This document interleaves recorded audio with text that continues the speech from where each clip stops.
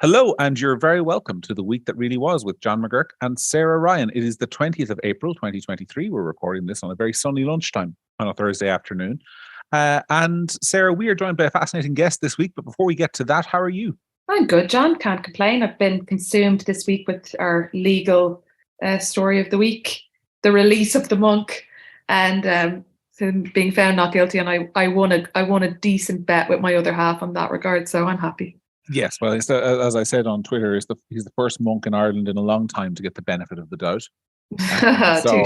So fair play to him. And I had a piece all written about the Special Criminal Court, and I'm sure our guest will disagree with me on this when we come to him in a second. But my view of the Special Criminal Court is that it's not an institution we should have. When El Chapo, the world's largest drug dealer, was arrested and tried in the US, they managed to have a jury for that. And to me, a court in which the state publicly states this person is too dangerous to be tried by a jury is effectively compromises the presumption of innocence. But I've always been a bit of a weakling when it comes to the courts and criminal justice. So maybe I'm too soft.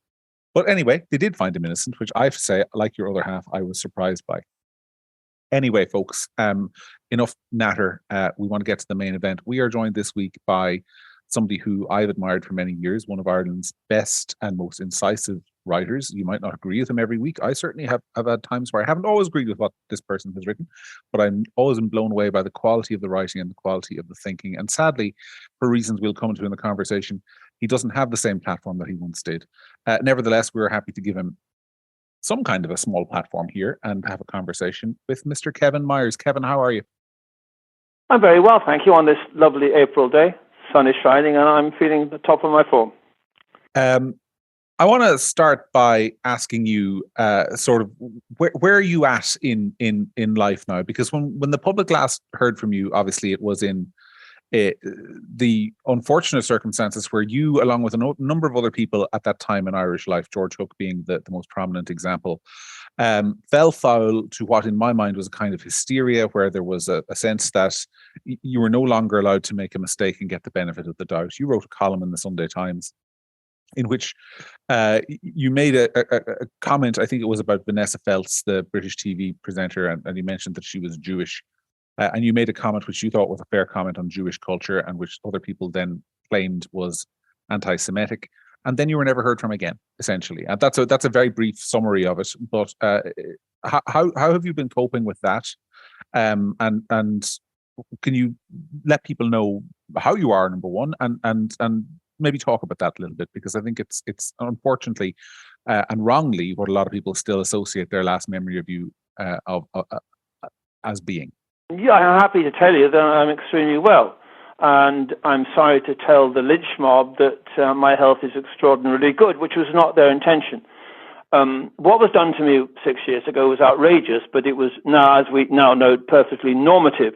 I don't mean normal, normative in that it set new standards of normality, and these new standards of normality were deranged and culturally counterproductive. I regret what I said about those two broadcasters on BBC, merely because what I said was misunderstood. It was a genuine compliment that they had negotiated a very good deal with the BBC, and quite rightly too. I mentioned their Jewish background as a compliment because anyone who knows me will know that I have been a steadfast supporter of Israel for the last 20 years or more. But what happened to me was deliberate. I'm quite sure I was set up by somebody within the Sunday Times to which I had filed my copy 24 hours early on Thursday. So they had plenty of time to consider what I had written, all on Thursday and on Friday and on Saturday.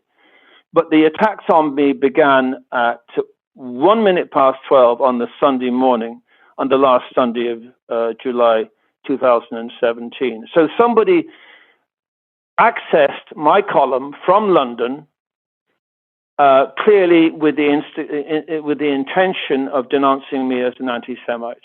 And the attacks grew through the morning, in the early hours of the morning, so that when I got a phone call from John Burns, my page editor, I was in West Cork, at about 10 to 9, that Sunday morning. He said, "You're in dire trouble and your career might be over." And sure enough, it was.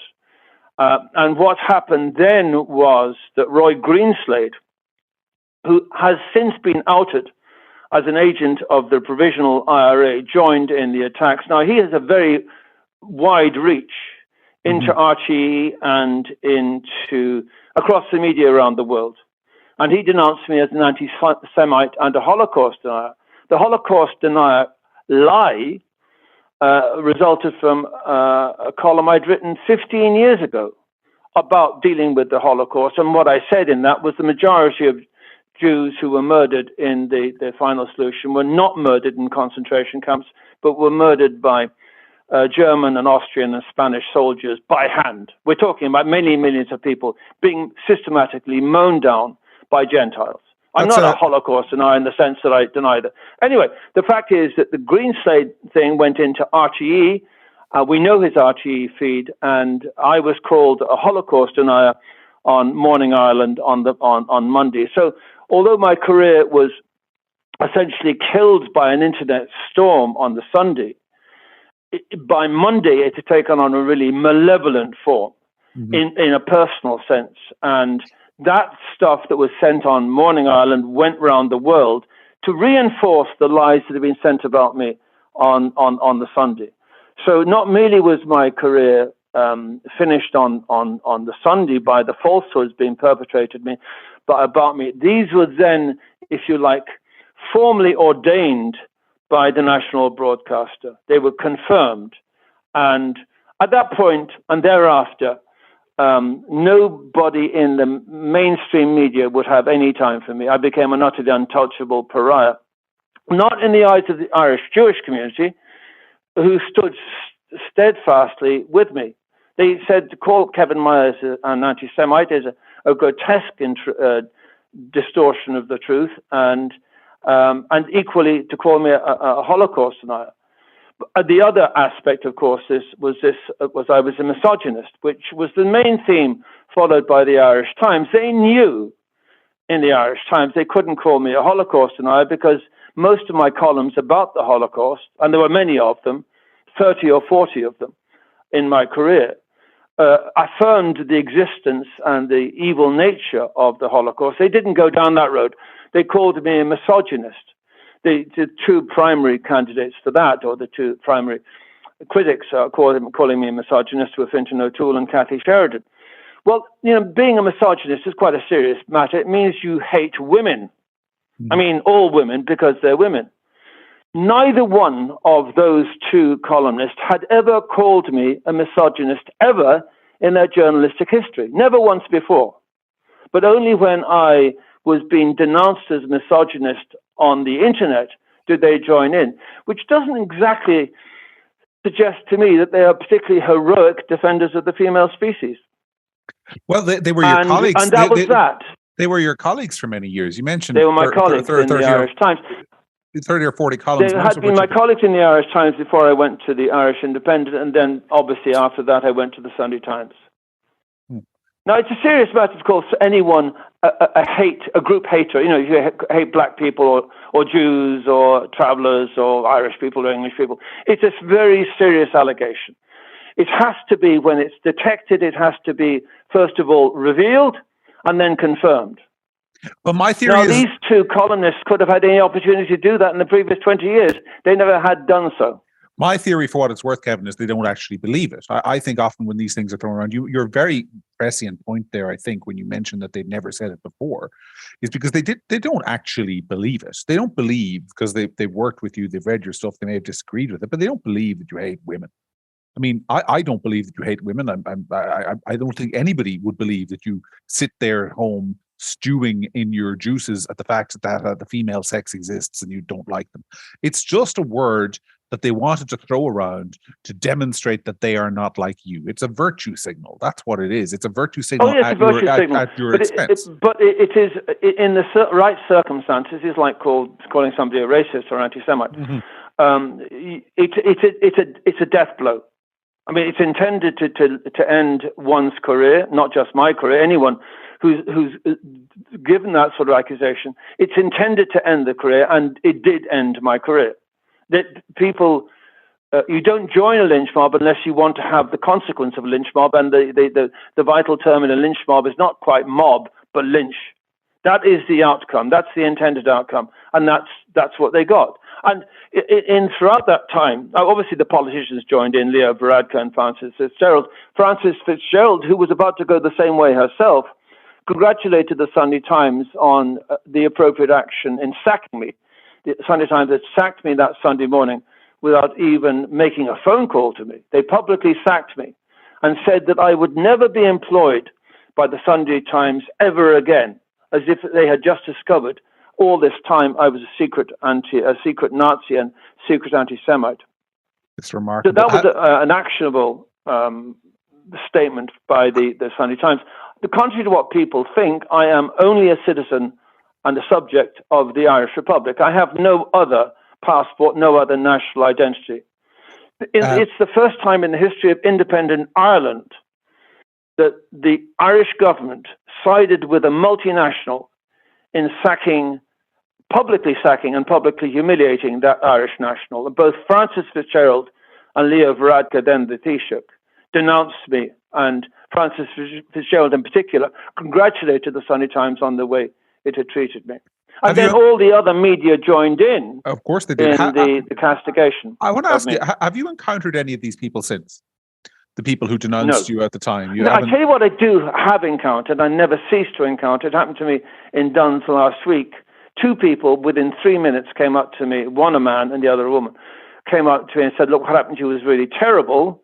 And everyone we know, they knew individually feel the same way as I do. That is to say, they were shocked and appalled that whatever I had said, whatever mistakes or error of judgment I had made, I was no longer to be heard ever in the Irish media and essentially thereafter in the world's media. Mm. And it was a very telling example of what can happen to somebody when you have that fatal alliance of social media, which we all know it's trite, it's rubbish, it's garbage, being combined then with mainstream media, and that can be a lethal combination. You're talking to inveterate users of social media for our sins, unfortunately. But Sarah, you had mentioned to me during the week when we were talking about Kevin coming on that you had thought some of the things he had said well in advance of what happened to him were very prescient. Yeah, I mean, first of all, I'm struck by, even though it's quite a while ago, we're seeing we saw this was the first or one of the first kind of test runs of the playbook of, setting fire to somebody on the internet and seeing what happens. And it worked, and it's been used multiple times since. What I think is really fascinating about this in particular is that it was the first or one of the first examples of where, yes, okay, Kevin, you're saying that, you regret that the way you said it in the article originally, but all of the accusations that were being made were simply untrue. As I recall, headlines from old Irishman diaries were printed that weren't actually, the headlines weren't selected by you, and they weren't actually reflective of what was in the articles at all. And the media and the mob just ran with it and completely, decided what the facts were, even though they weren't true. And, we're seeing that. I was the same with George Hook, that what George Hook was accused of saying wasn't exactly what he said. And most people, unfortunately, they run with the story on social media. They don't listen to the facts. They don't read the article. They don't listen to the interview or whatever it might be. And it's really scary. And at no point did anybody of your colleagues or the newspapers that you'd written for come out and clarify any of those things. As far as that's right, Sarah. The point is that any of my colleagues, former colleagues in the Irish Times or Irish Independent, because they joined in too, could have said, well, actually, we've got an archive here which shows what he said and what he didn't say. And he's never been accused of anti-Semitism before, and he could not possibly be accused of a Holocaust denial because the Jewish Representative Council said this is a lie, this is a complete falsehood. Not one single person in the media repeated the truth about my being defended by the Jewish Representative Council in Ireland. So this is a strange thing where you had a completely untrue version of Kevin Myers being turned into a much more important and much more vital and much more kind of unforgettable parody of Kevin Myers called the Kevin Myers of the internet, Kevin Myers of social media, who was a diabolical creature. Now, if I had been somebody reading about this Kevin Myers in Australia or America, for where I got many emails, I would say this man is utterly loathsome. He hates Jews, he hates women, he denies the Holocaust took place. Now, not one single female colleague of mine in any newspaper had ever said before that I was a misogynist, and the Jews said, well, this man is not the Holocaust, and he's far from being anti-Semite, he's pro-Israel. You did. None of this happened. You've spoken at events since on their invite. But in your book, what I found really fascinating is you said that in the week after the story broke, the INM titles had 14 columns attacking you, and the Irish Times had 9. I mean, they know very well. They know very well that career-wise, that's unsurvivable for anyone. You know what I mean? They know what they're doing. It is a lynch mob, and as you said yourself, the idea is to lynch. It's not to critique. It's not to have a debate. It's not to establish. It's to lynch, and that's what they're doing, and they know they're doing it, and it's happened since. And now with social media, I do wonder about the editors of both those newspapers authorising that. Now, O'Toole in the Irish Times had 2 columns attacking me over 5 days, or 4 days. Now, both of them were based on the false allegation that I was a misogynist. He had 20 years before then to call me a misogynist. He never did once. Now, this is something you can look on the Irish Times archive. It's there. I get it. I subscribe to the Irish Times because I need access to its archive. No one in the Irish Times has ever called me a misogynist before, ever. No single employee, no journalist working for the Irish Times had ever called me a misogynist, ever. You did take legal action, and I know obviously you're probably limited in what you can say about that, but you did. No, I'm not. Well, I'm glad to hear it. RTE did end up apologising to you for the disgraceful the Holocaust denial claim, didn't they? Yeah, what I can't disclose to you is the nature of the damages or the size of the damages, but I think it has been reported by the Irish Independent that it was substantial. That's not incorrect. But the Irish Times and RTE never reported, RTE News never reported the settlement, which was out of court. Now, what happened was that the Irish Times, I beg your pardon, RTE was obliged to make an abject apology to me, acknowledging that they had done me serious damage by calling me a Holocaust denier, and affirming this basic truth, that I had, for many decades, attested to the reality and the evils of Hitler's final solution. And Archie offered an apology, Brian Dobson offered an apology in very sincere and heartfelt ways, because he's an honest man. But that was transmitted at 4 minutes to 9 o'clock on the morning of the settlement. But that was it. RTE News never 4 minutes later broadcast any news of that settlement, and the Irish Times, even though the Irish Times have sent a press release, never reported it. So if you hadn't heard the apology at 4 minutes to 9, you wouldn't know it had ever been made. And it was removed from RTE's podcast. That is really shameful. They went to the trouble of broadcasting then the apology, then made sure that anyone's trying to catch up with the apology or trying to catch up with that morning's broadcast wouldn't ever hear it. And no news outlet in RTE station on the radio or television ever heard of the nature of the apology. Now, this is a public service broadcaster. Its obligation is to tell its listeners, its viewers, not merely the truth about Ireland, but the truth about itself, when it got something really seriously wrong and had done serious damage to an innocent journalist, as they had done to me. Mm-hmm. But they never admitted that. And more incredibly, the Irish Times did exactly the same thing. Now, I wrote to there's one man, one single person, who is on both the Irish Times Trust and the Irish Times Board. His name is Professor John Hegarty. I wrote to him pointing out that the Irish Times had failed in its fundamental duty to report the truth about a former columnist of the Irish Times. That's me, and I wrote for the Irish Times for 25 years.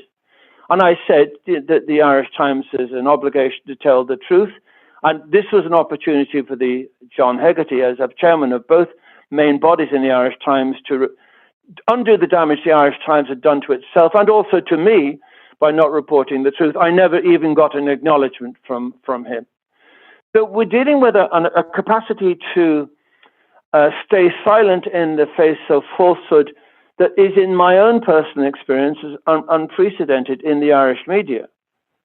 And this, as Sarah has already indicated, was a primary step in the creation of a series of falsehoods which have helped destroy the ability to have a free and open conversation in Irish life about important matters. What has happened is that the vast majority of journalists who want to stay in their career simply comply and conform. To dissent is to bring financial ruin to oneself and to end one's career. Now, I am, by all standards these days, I am an old man.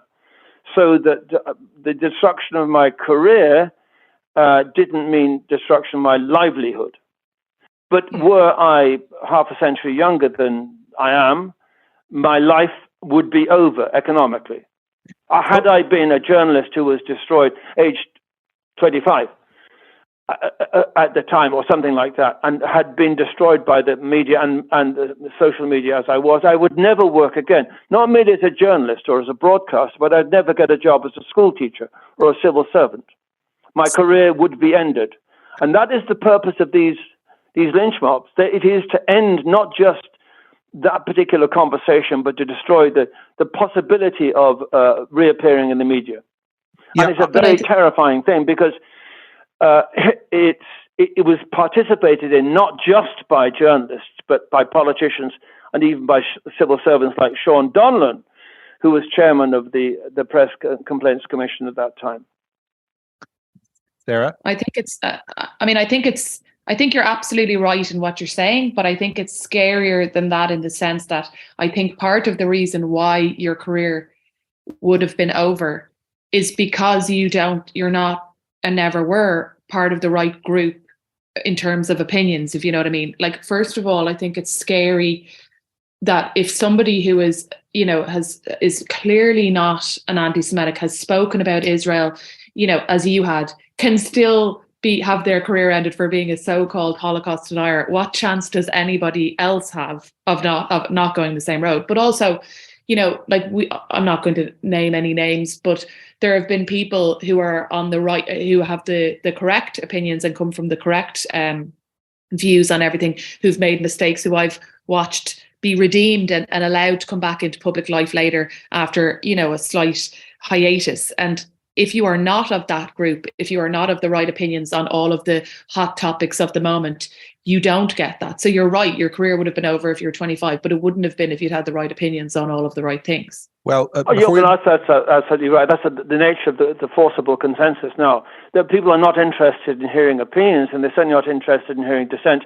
What they want to do is to have their own opinions confirmed in the echo chamber. And this is one of the reasons why newspaper sales are failing, why people don't watch television, because they're getting the same garbage being turned out by the same sort of self-righteous prigs that did me. And that's not interesting. If nobody wants to hear self-righteous priggery, it's boring, it's sanctimonious, it's tiresome, it's tedious, it's entirely self-reproducing. It doesn't mean anything. But that's what journalism is now reduced to. And this notion of writing to self-satisfy yourself is emotionally, intellectually, in every other regard. It's pleasing for the authors, but it's not pleasing for the readers. No one's ever going to say, "Well, I want to have more sanctimonious twaddle." That's not the reason why anyone ever opened a newspaper. I must correct you, Sarah. I used to have really right-on, cool opinions. And I was once upon a time absolutely in the liberal mob, and I look back on those days with embarrassment and shame.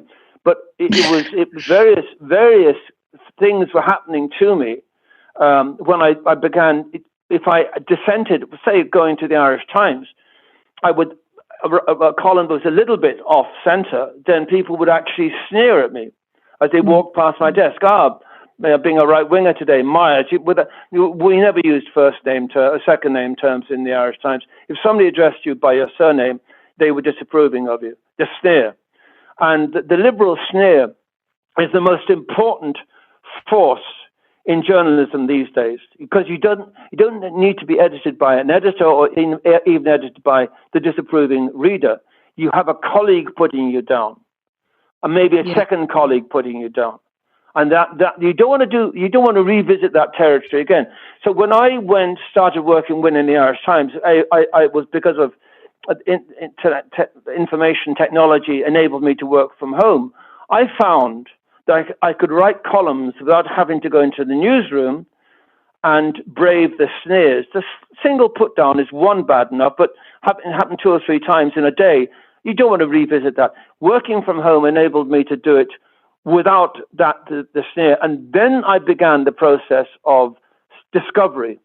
And being able to speak freely meant I could think clearly, so that I didn't have my natural instincts to inquire, not merely of other people, but of myself, why I was thinking and saying the things that I was saying.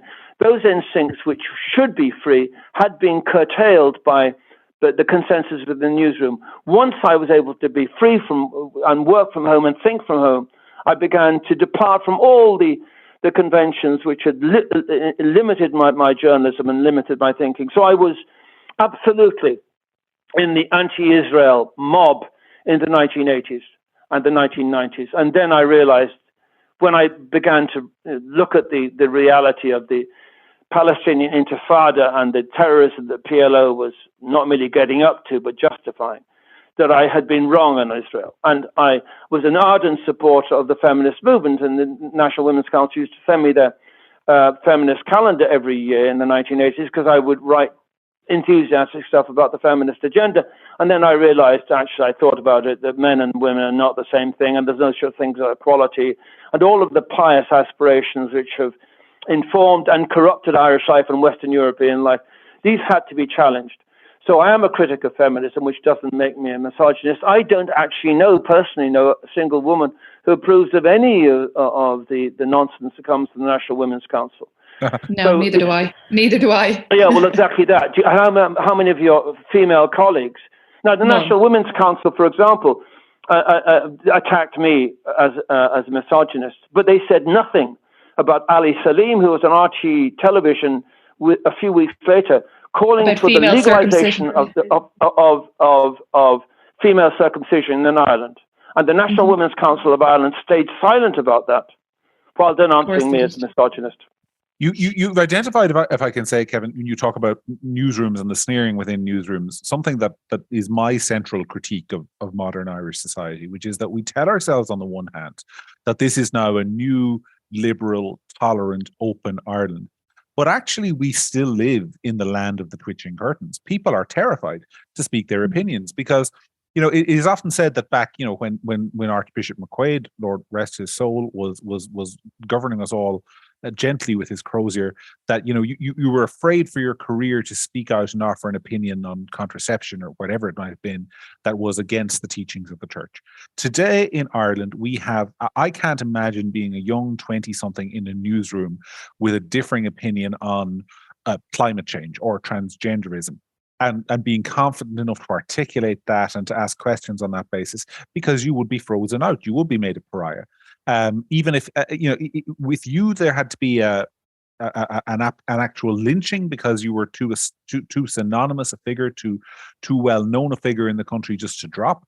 You actually had to be discredited. But if you're just somebody who's young and doesn't have the platform and power that you did, then people are discarded every day of the week, or live in fear of being discarded and locked out of society and their social groups and their college friend circles and their women's discussion groups or whatever it might be, if they even dare and say, for example, I think immigration into the country is too high. And so what you have is this kind of division in society, where the only people with the confidence to speak out on these issues are the people with nothing left to lose. So you end up in a situation where you've got mainly working class protests, for example, about immigration, while a lot of middle class people silently root for them but say nothing, because they know that if they speak up, they'll be denounced as a far right hate monger. That terrifying fear that dominates Irish society of speaking your mind lest you be called something, I think is arrives and derives from what you identify as happening in Irish newsrooms in the 1990s, where the Irish media tells you on the one hand, oh, we're fair and balanced and unafraid and completely call the shots. No, they don't. Irish newsrooms are dominated by a cabal of left-wingers who enforce their social and political mores ruthlessly, and they do it by social ostracization and the fear they exert on their younger colleagues that writing the wrong opinion might impact promotion. Yes, no question about that. I was contacted about 15 years ago by a young journalist whose name I can't remember, but he told me he went to one of the media studies courses in one of the Dublin institutions, and I can't remember which one it was. But at his interview to get the job, he was asked what journalists he liked, and he said, "Well, actually, the journalist I read, forgive me for saying this, the journalist I like most of all, and I like his writing and I like his opinions, is Kevin Myers." He was given a place in whatever institution it was, and he was called aside by the head of the journalistic department and said, "Look, you're good, but don't ever mention Kevin Myers here again, because you'll get nowhere if you think highly of him or you speak highly of him, because Kevin Myers is simply an unacceptable journalist in our world." And that's what happens to the young people who they enter these media studies courses with lots of bright ideas and lots of ambition, and they are told what to think. They're told about the glories of multiculturalism. They're told about the glories of feminism. They're told about the horrors of imperialism and colonialism and so on. They can't write a sentence. They don't know what the difference between a colon and a semicolon. Both of them is where where is the end of thought as far as they're concerned. They don't know anything about how to construct a sentence or how to make an argument, but they do know how to conform and comply. And they also know what they need to do to make a career for themselves. And that means going along with what the editor says. Worst of all, Kevin, they don't know how to think. And that's, I say it all the time on this podcast, that there's just not enough thinking going on, and people don't formulate opinions. Like you've talked about your career just there, about how you thought one way and you evolved and you changed, and there's just absolute truth, your absolute opinion, and nobody's allowed to evolve their thinking at all, to rethink things, to reframe whatever way they think about something. And that's for me the biggest problem. But I have to tell you kind of a funny story, because we've never met, but you loomed quite large in my life growing up. So my father was a Fianna Fáil TD minister, junior minister at one point, in an MEP, Owen Ryan, and I always tell people that, you know, my parents were very liberal but very, very keen on us developing our own opinions on things, and consequently myself and my sister and my brother ended up with quite strikingly different views with my parents on some issues. Anyway, my dad used to, argue with me about all of my opinions on things. That when Sky first came to Ireland, you get this Sky, the TV, and you had all these news channels, and I'd never seen anything like it. Like there was Fox, and there was this and there was that, whatever. And my dad came in one day and found me watching Bill O'Reilly interviewing Ann Coulter, and he was absolutely horrified that I was watching this. And he was like, "What is this? Like, what are you watching?" And I said, it's just so fascinating to watch people talk. They talk so differently. They think so differently. It doesn't mean I agree with them. It just means I'm just fascinated that they think this way. And you never see anything like this in Ireland. You never see anybody talking about things so differently. And so a few days later, he came home and he threw this newspaper down in front of me, and it was your column. And he said, "This thinking differently in Ireland." And for years afterwards, he used to say to me, "Your mate, did you see your mate's article this week?" And we used to talk about your articles all the time. And he'd say, "Your mate said this week, and your mate said that, and you're my mate." Unbeknownst to yourself, you're my mate for years. I'm flattered to be your mate in the sense that you mean it in a slightly platonic and distant way, because you and I have never had I've never had the pleasure and privilege of meeting, but of course I knew your father. Not well, I knew of your father. But I'm impressed by the way that you were reading or listening to Anne Coulter so many years ago, because she's quite a recent arrival in my life. What I like about her is her willingness to challenge the orthodoxies, and it's not easy in America, because the debate is much more kind of varied in America, but the hatred generated in discourse in America is terrifying, and she's had to put up with. I've seen some of the stuff where she's been lynched on campus. She's howled down and abused, and it takes an enormous amount of courage, and thank God she has it, to cope with that sort of thing. So the problem is, as John was saying, that we have reproduced in secular Ireland a new form of the totalitarianism, clerical totalitarianism that dominated Irish life from independence. And the shocking thing is that we celebrated 1916 and 2016 by creating pretty much the same sort of society that had emerged in 1920s, completely conformist, completely subject, completely cowed by a new authority. The authority didn't have a dog collar or a wimple. The new authority was clerical, it was lay, and it derived its authority from no source. The thing about the Catholic Church, or any church, it derives its authority from divine inspiration. But the new bishops of Ireland, they derive their authority entirely from what revelations occur to them in their limited brains. And when you knew what John Charles McQuaid was going to say when he was Archbishop of Dublin, you have no idea what the new dictates will be from our new masters. You have or mistresses. For the most part, they are still male, the authority figures, the cultural authority figures. And you have no idea what they're going to do. You have no idea if they're going to set about you. If they're going to invent a new falsehood about you, upon which cross they will then crucify you. You have no idea what it's going to be. So the young journalist, I know to finish the sentence here, a young journalist cannot know how to be right when he or she sets out to write an article. So I think you're entirely on the money there. So I won't follow up with that. What I wanted to follow up with was, since we have you on the show, and since this is a podcast that's generally about current affairs and the sort of state of the nation, is your assessment of the state of the nation, your assessment of the cultural, political, economic health of the nation. Because I mean, there are a few interesting things happening at the moment. In economic terms, if you look at the pure balance sheet, this week we learned the government has a €12 billion annual surplus, so clearly there's money flowing into the coffers.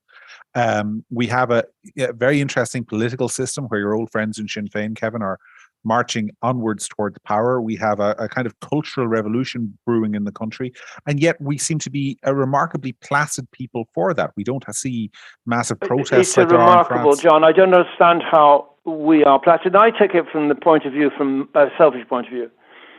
I have seen I'm purely selfish, okay, very boring for every one of you, and you two in particular, you youngsters. I have seen my pension fund destroyed by the double recession of the last 3 years. I have seen inflation eat away at my life savings and the real value of my pension fund, which will be exhausted before my life is out. Every year, the government compels me to take 5% of my pension fund and spend it. Now, I don't spend it.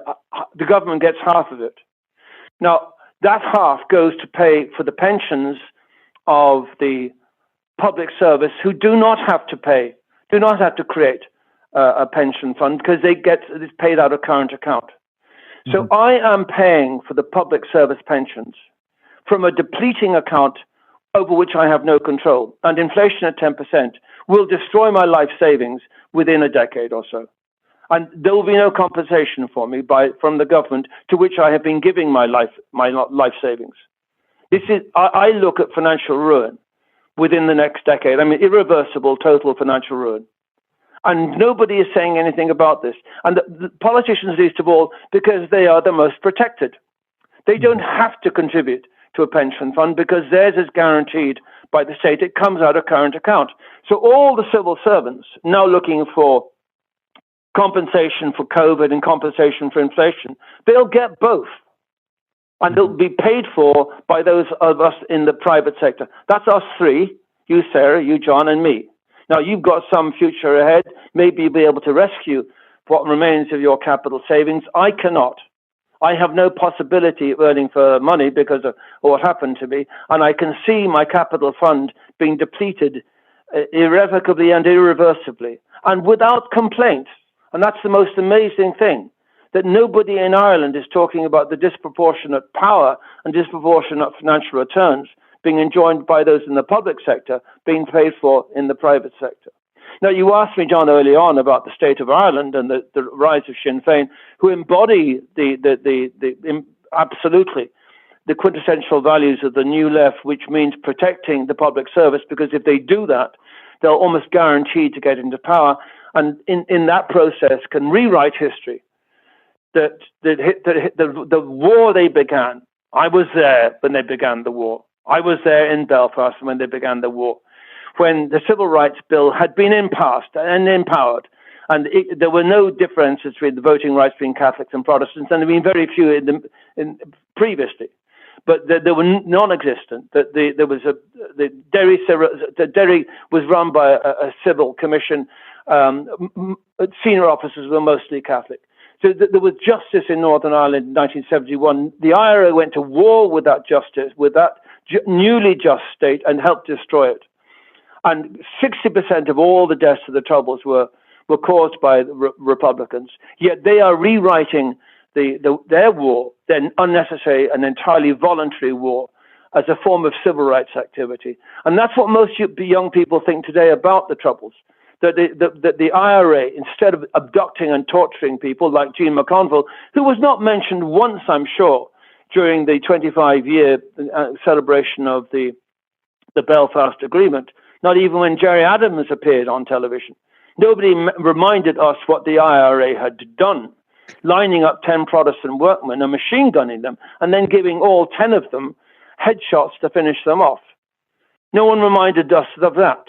So the IRA has got away with crimes which would have merited treatment in the Nuremberg War Crimes Tribunals in 1945 and 46, and young people believed the opposite, that they're somehow or other a virtuous organization determined to get civil rights and equal rights for men and women, Catholics and Protestants alike. I heard and last young week... people, once Sinn Fein are in government, will not even have the faintest idea of the reality, the stark and terrible and Nazi reality of Sinn Fein. And it's not coincidental that Mary Lou MacDonald first came to eminence, and I first wrote about her in 2003, 20 years ago, when she appeared at the memorial to honor the memory of Sean Russell, who was a Nazi collaborator who died in a U-boat on his way to Ireland in 1940 to spread the Nazi message. And that's where she began her headline career. And I said in one of my many mistaken columns in the Irish Times, I said this woman cannot be elected to the European Parliament because the electors in Ireland would never tolerate such a woman. And guess what? I was wrong. And now she's most likely to be Taoiseach and unapologetically a supporter of Sean Russell, a Nazi stooge. There's no other country in Europe would tolerate such a person as a political leader. There's no other country in Europe would tolerate a statue to a Nazi stooge.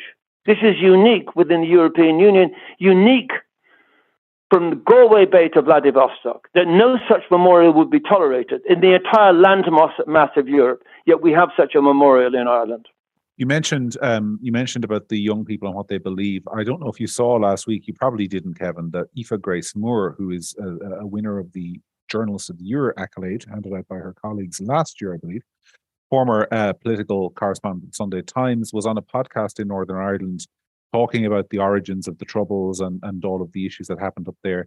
And she said that before, back in the 1970s, Catholics couldn't vote, which is, of course, flat out untrue. Catholics could always vote. And in fact, I don't know how she could have said that when Gerry Fitt was elected Republican Labour MP for West Belfast to Westminster in 1966. Well, that's what she said, and I'm quoting her directly. I'm quoting her directly, and that's what she said. She said Catholics. So who was this woman? So it's so who was she? Who said this? Aoife Grace Moore. She was last year's winner. I've seen her name. She's an idiot. I don't know what she is, but I know that she was wrong. And she was clearly wrong. And what's more, was unchallenged.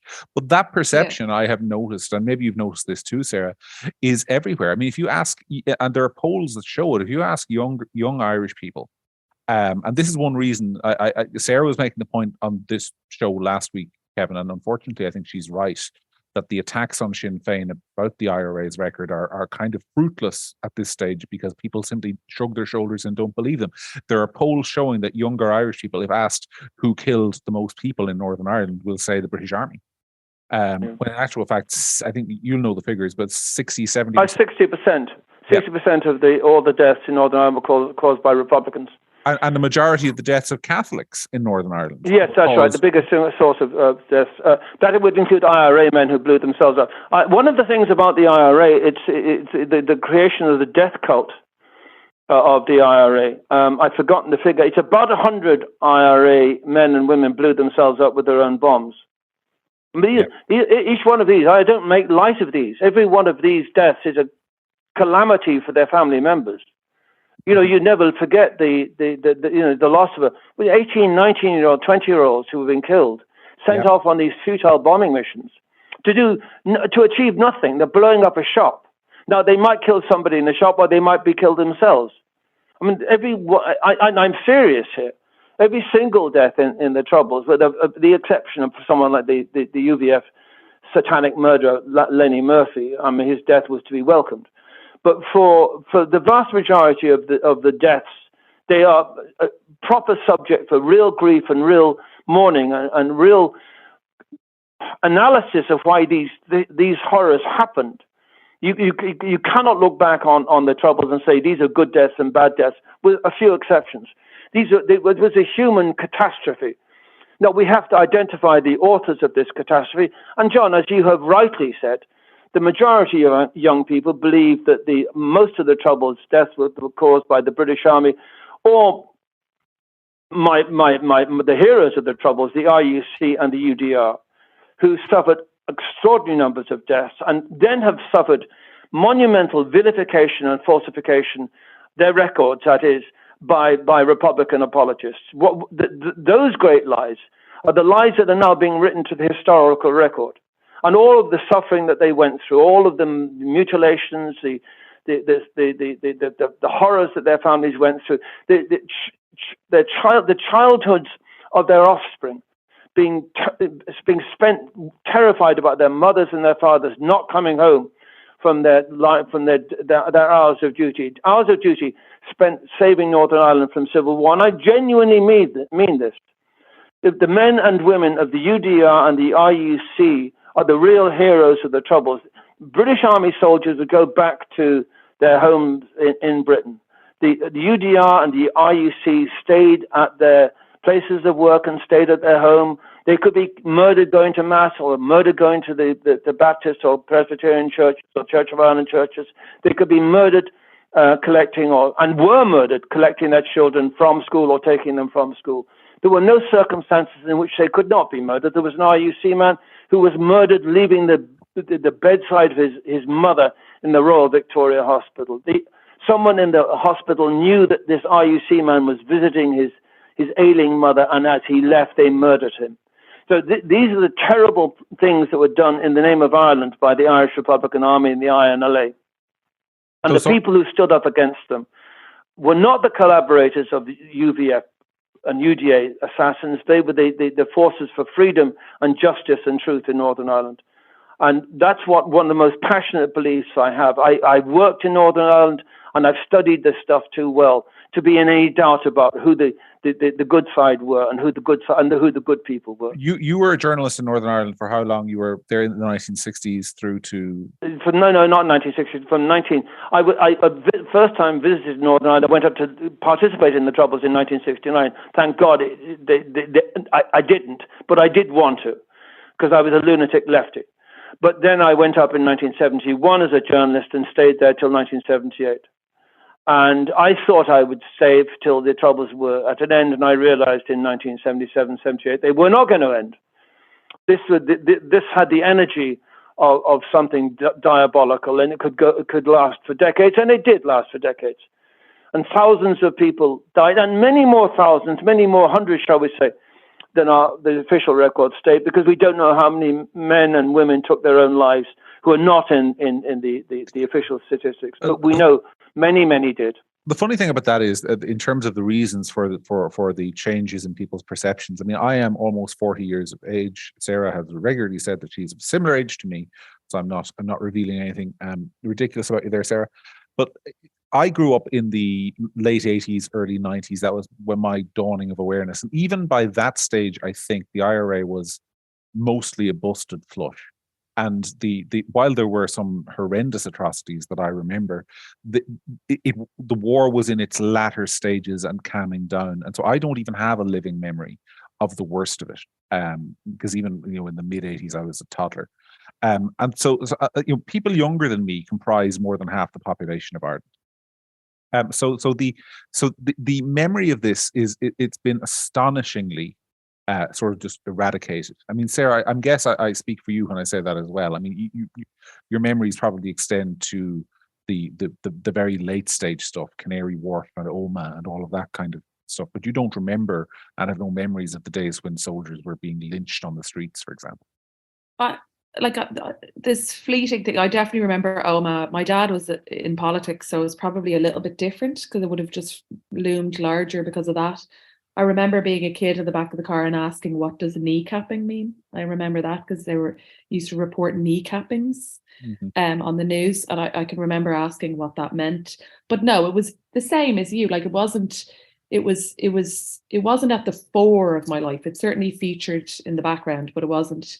I think if we'd been born 10 years earlier, it would have been a very different thing. I think that's interesting, Kevin, because when you read a history book, you tend to trust it, right? You tend to trust. When I read a book about what the activities of the Emperor Augustus or Hannibal or Napoleon, I tend to trust what's in those books. But here we have a situation where, within living memory for a lot of people in this country, what actually happened has been forgotten, and I won't say rewritten, but it's certainly been distorted. So that it has been distorted. So it was distorted for 1916 and 1919 to 21, 22, 23. The only certain memories were allowed to be conveyed. Eleanor Warbrook is a name probably means very little to any of your listeners, but she was one of the first victims of the Troubles. She was shot dead outside Jacob's factory. She was Jacob's factory, biscuit factory. She was a 14-year-old Protestant working class girl, and she was standing outside the biscuit factory. She was shouting because she was came from a unionist family. She was shouting at the insurgents, and one of them produced a revolver from the window and shot her through the head and killed her. Who remembered 14-year-old Eleanor Warbrook in 2016? Who remembered Constable Lahith, who was murdered by Constance Markovitz in St. Stephen's Green, or Constable O'Brien, killed outside Dublin Castle? Well, I went to the memorial services in 2016 for Lahith and O'Brien. There was none for Warbrook. No politicians were there. Mm-hmm. No politicians. Not one single politician. Some Gardaí were there because they recognised their debts to the Dublin Metropolitan Police. But the two police officers were murdered in the opening minutes of the rising. They were not armed, and they were an unarmed constabulary, and they were murdered in cold blood. So their names vanished from the history, the popular history of the Troubles, as did Eleanor Warbrook, as did the names of most of the hundreds or 600 or so people who were killed, and the 16 or so members of the signatories of the 1916 Rising. They got state funerals. Those who had been given state funerals before were given state funerals in 2016. But the civilian dead, those slain and slaughtered, without any mandate being given to their killers, they were forgotten. As were the abduction and murder of many people from 1919 to 22. And that's one of the the consolations of the IRA from 1969, 70, 71, that they were aware of the sordid side of the IRA campaign of 1919 to 23. I think it's a total of the 500 police officers who were killed in that campaign, RIC and DMP, 30 of them were killed coming out of Mass. 30 of them either going to Mass or coming out of Mass.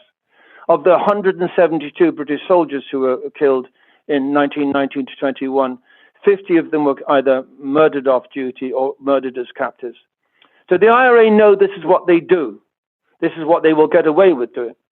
And as I said the only interview I was given during this time, I said that if you want to talk about 1916, you also have to talk about its consequence, which involved the Free State soldiers executing, or murdering is a better term, 100 anti-treatyites. 100 men, unarmed men, were captured, taken away, and shot in cold blood. That's what you end up with once you embark on a program of civil violence within a democracy, against people with whom you disagree. 100 men were executed. Now, we've heard nothing about the executions in the Civil War in the last year or so.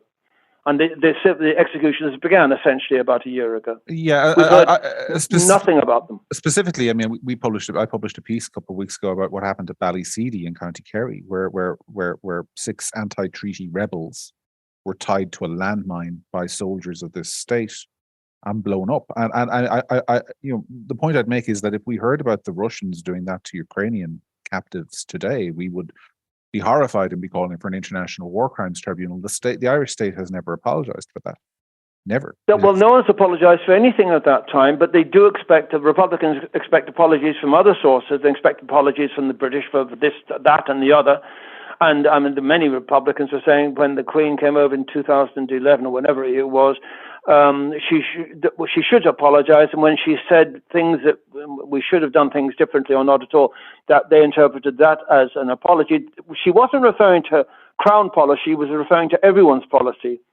Do not embark on this kind of thing if you're going to start doing something really wrong. And they didn't wait a minute in 2016 before they did something wrong, like killing 14-year-old Eleanor Warbrook. And I wonder how many of your listeners have ever heard her name. Well, there are no Warbrooks left in Ireland. They all left, as did thousands of Unionists. And that's the simple truth. The Catholic proportion of Northern Ireland remorselessly rose from 1921 through to today, as they're nearly 50%. The Protestant proportion of the Republic remorselessly fell.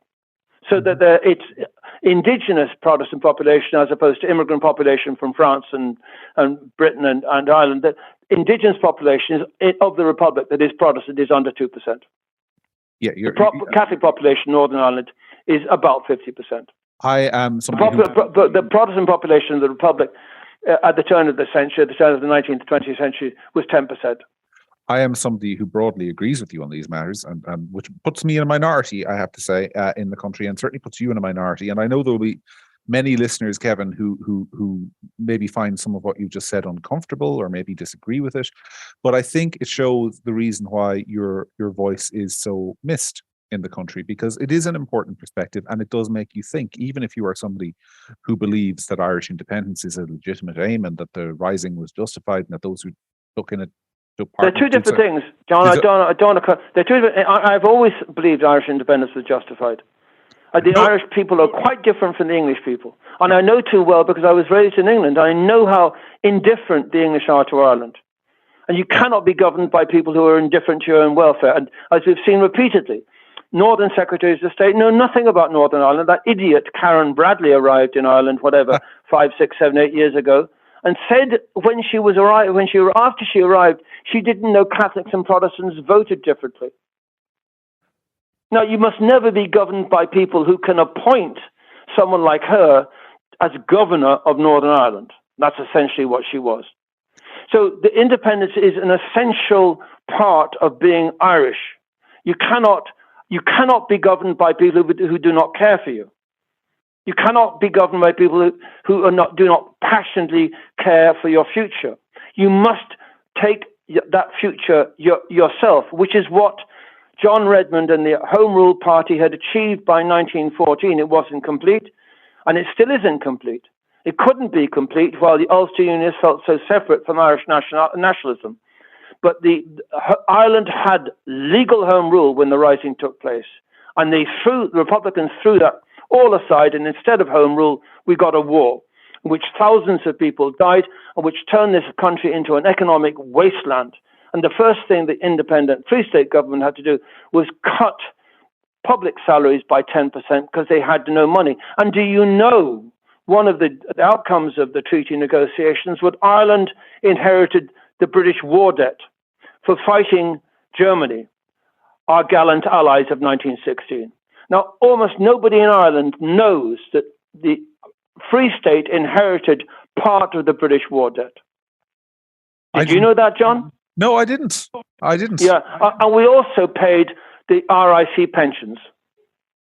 So we inherited the pension debt of the servants of the Crown, the RIC and the DMP, and similarly, we inherited our share of the war debt from the First World War, fighting the people who were acclaimed in 1916 as our gallant allies.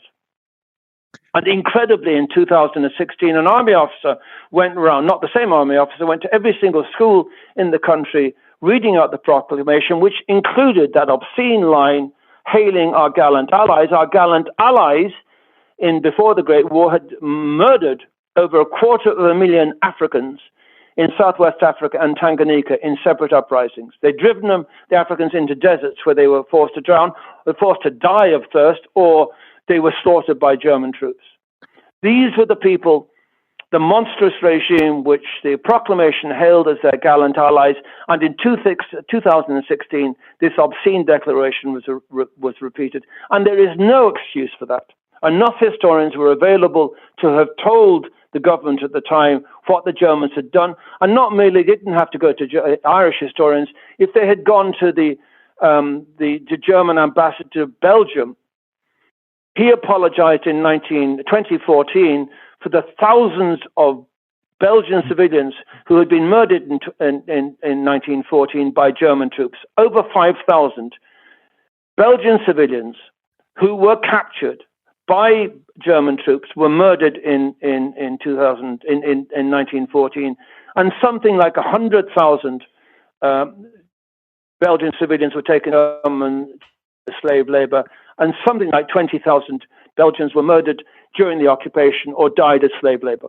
So this is a regime that was completely unacceptable by the standards of 1914 and 18, and was even more so unacceptable in 2016, yet we were reading out to every school child in Ireland the notion that these were our gallant allies. Well, there we will have to leave it. But I think your perspective there, and the point I was making was that there will obviously be those who disagree with you. I tend, for the record, and I've never shied away from this, I tend to take your views on this, tend to reflect mine. I suspect Sarah has a slightly different perspective, and we'll discuss that at another stage, Sarah, because we're kind of out of time. But I think, but that said, I think your views reflect the loss that you are to Irish public life, because it is a perspective that should make us all think. And it doesn't happen in this country. And what we were saying at the start of the podcast was that, you know, this conformity of thought, this one way of thinking, infects not only our perspectives of sort of the origins of the nation state itself, but every current issue that we have is viewed through one lens only. And people are terrified to say things as controversial. And I put that word in inverted commas, as what you've just said there, Kevin, and that's why I think it's an important perspective. Sorry, we haven't. Sarah, I feel I've been rabbiting on too much, and I haven't heard much from you. And are we running out of time? Can we hear anything from you before somebody garrots me? No. I mean, John's right in that I do have different views, but the thing that I'm most passionate about is that we have them all aired. I mean, this is the problem. Like, I want people who disagree with me on everything. I mean, I'm not disagreeing specifically with any of your points. I think you've made some really interesting points, and there was some things in there that I actually just simply didn't know anything about, to be perfectly honest. But I just think that the whole discourse is lesser from not having conversations about not just this, from the point of view of potentially having a Sinn Fein government, as you said, coming up, but also all of the other topics that we discuss. We're totally one-sided in our debate. We cancel and get rid of people who have, views that we don't like or make us feel uncomfortable. And so, like, the thing that I'm most passionate about is having uncomfortable conversations. And if they make me uncomfortable, if they make you uncomfortable, that probably means that they're worth having. And if they made you uncomfortable, listener, that is the point. But we hope you'll come back next week and be discomforted again. I want to put on record my immense thanks to Kevin for taking the time to do this and for sharing his perspective with us. My thanks is ever to Sarah for being an excellent co-host. I have to say, I am annoyed though at the amount of comments that come in on this podcast praising Sarah and not praising me. That is becoming a little bit of an issue for my ego. So somebody could say how great I am just once. That'd be fantastic. I'm kidding. But anyway, thank you, Kevin. Thank you, Sarah. Thank you, listeners. And next week we will be back once more for another edition of The Week That Really Was.